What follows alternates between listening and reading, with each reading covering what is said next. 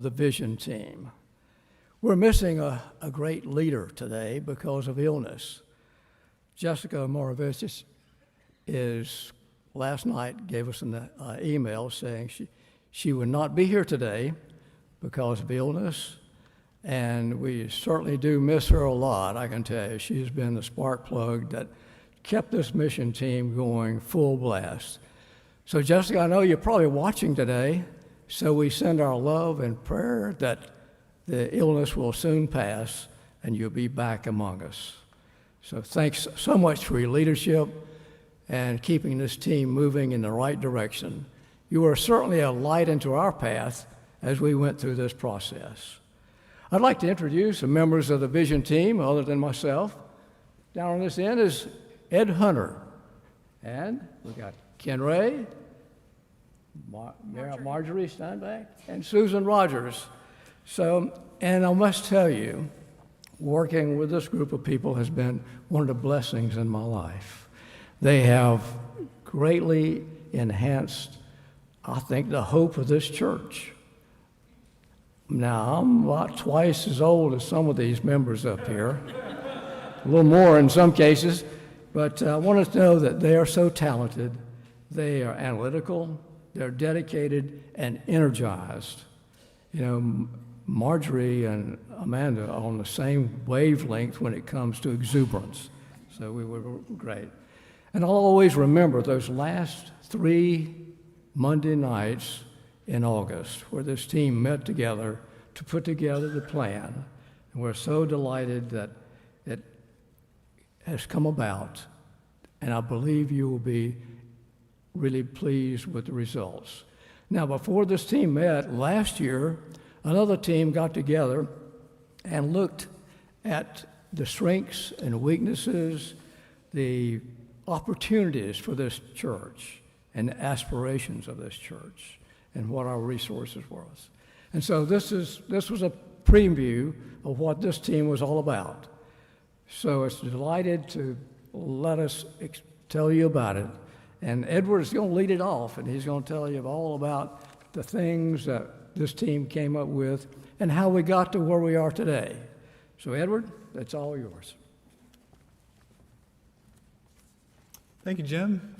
Good morning, church. My name's Edward Hunter, and I'm filling in for Jess this morning. And I wanted to just kind of set the stage for what we did. So over the past month, our group synthesized data collected from the church regarding what we valued as a church community, what our purpose is, and where we felt God was leading us in the future. The data was collected from the focus group last summer that Jim mentioned. And if you remember in July, there was an online survey, and we actually got a 70% response rate, which is amazing. So it shows that all of you were really engaged in it. We had a word wall in the narthex. You may have remembered that, and a demographic and statistic analysis of the 5-mile radius surrounding our church. The results of the survey is going to be shared in the upcoming newsletter. So that's what we took all of our data to inform what we did with this vision team. So using all that data, we left all our preferences at the door. This wasn't something that it was us up here saying what it was going to be.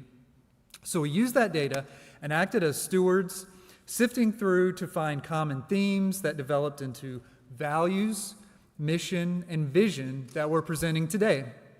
Every word was carefully crafted to include the exact sentiments of you, the church. And church leadership unanimously has approved these statements, and we're excited to present them to you today. So I want to invite Sharon up just to share a few comments, and then we will get to what you guys have all been waiting for and what we're leading up to. Thank you. Hi, I'm Susan Rogers. I have been a member here for 36 years, and I still remember the early days I came, and the people that were here that are now they're saints and they passed away, like Beth and R.C. Dickerson, Dorothy and Macon Beckton, Jim and Betty Pearsall, Bob and Peggy Allen. And then I looked around and thought, I guess it's my turn. I guess it's me. And this is a cycle of life of our faith, friends. And you young people, it's an exciting ride. It's a beautiful, wonderful ride. I was so grateful to serve on this team, as Jim just said. It is a true reflection of the vision of you all, not our team, not Jim and the staff, but a reflection of you all. And so now I'm going to cut to the chase and let Marjorie give you the exciting unveil.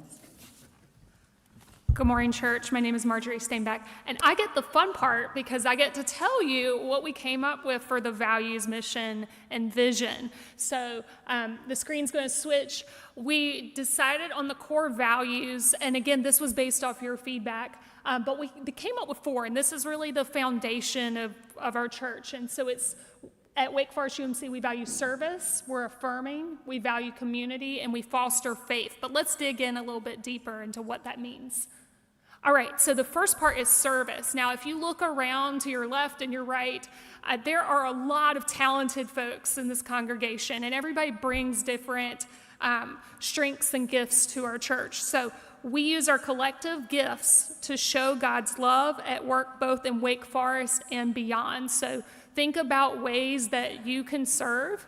That's one of our core values. So the second value is affirming. Now, when we were looking at the words, we had words like inclusion and belonging, but we chose affirming because we felt like it was kind of the next step of really, truly accepting someone as they are. So we accept and love all of God's people as they are and work to create an inclusive environment where everyone feels welcome. We truly want it to feel like a place where you can bring your whole self. The third value is community. Now, for community, we grow relationships, care for one another, and reach out with intention. This isn't just a place where you show up on Sunday and that's the end. As you probably saw on the slides earlier, there are so many different ways to get connected, and so that's how we build our community. And the last value is fostering faith. So we nurture our faith and work together to grow a relationship with Christ through inspirational worship, sermons, music, and small groups. There were many times throughout the survey where we heard that that was the part that you look forward to the most. And so it's a way to grow our faith. So those 4 things together are our values, and again, that sets the stage. But now we're going to talk about the mission. And so the mission is usually short. It kind of rolls off the tongue, and we're going to practice saying it. But before we show it, let's give a drum roll. Get excited. All right, flip the screen. We are rooted in Christ, growing in faith. So that's our mission statement. We're going to practice. So if you're downstairs, you're going to say rooted in Christ. And if you're upstairs, you're going to say growing in love when I point to you. All right, let's try it. Rooted in Christ, growing in faith. Rooted in Christ, growing in faith. That's what I'm talking about. And let's say it all together. Rooted in Christ, growing in love.